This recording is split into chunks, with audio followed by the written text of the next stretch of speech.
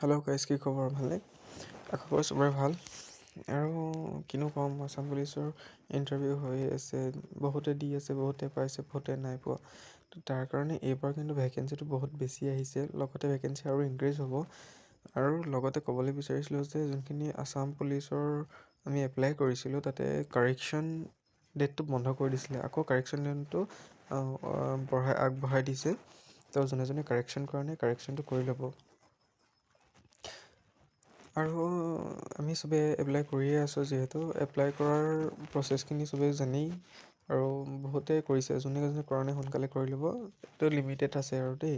এইবাৰ কাৰেকশ্যন যোনটো বন্ধ কৰি দিব, তাৰপিছত লগালগ এডমিট আহিব। এডমিট কেতিয়া আহিব, মেইন ডিচিশ্যনটো এতিয়া কৈ আছোঁ ৰ'ব। এডমিট আহিব আপোনালোকৰ 16 মাৰ্চৰ পৰা 22 মাৰ্চ তাৰিখৰ ভিতৰত সকলো আছাম পুলিচ চবৰে এডমিট কাৰ্ড আহি যাব। এডমিট কাৰ্ড আহি যাব 22 মাৰ্চৰ ভিতৰত। লগতে ইয়াৰ ইণ্টাৰভিউ কেতিয়া হ'ব গম পায়নে? ইণ্টাৰভিউ হ'ব 11 অক্টোবৰৰ পৰা ষ্টাৰ্টিং হ'ব ইণ্টাৰভিউ।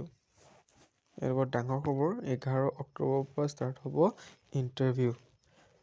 অক্টোবৰ, নৱেম্বৰ, ডিচেম্বৰ 3 মাহ ইণ্টাৰভিউ চলিব। ঠিক আছে, 3 মাহত মানে কণ্টিনিউ নচলে, দুদিন চলি আকৌ অফ এনেকুৱা থাকিব। তো 11 অক্টোবৰৰ পৰা ষ্টাৰ্ট হ'ব ইণ্টাৰভিউ। তো চবকে অল দ্য ভেৰি বেষ্ট। যোনে যোনে ৰানিং কৰি আছে, তো আৰু ভাল কথা, এতিয়াৰ পৰাই ৰানিং কৰিবলৈ বেছি আৰু টাইমিংটো কম ল'বলৈ চেষ্টা কৰক। কিয়নো এইবাৰ বহুত টাফ হ'ব, কাৰণ কেলৈ যিমান ভেকেঞ্চি ওলাইছে তাতকৈ বেছি কেণ্ডিডেট হ'ব।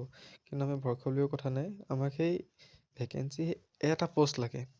ঠিক আছে, আপোনালোকে যেনেকৈ এপ্লাই কৰিছে, আপোনাক এটা পষ্ট লাগে, বাকী পষ্টত নাচাব।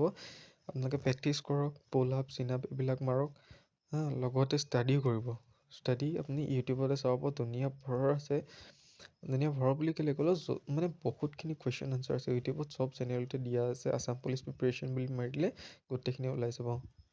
ঠিক আছে, তো এডমিট কাৰ্ড আহিব 11 অক্টোবৰৰ পৰা, আৰু 16 মাৰ্চৰ পৰা 22 মাৰ্চৰ ভিতৰত আহি যাব আপোনালোকৰ admit card. Okay, thank U.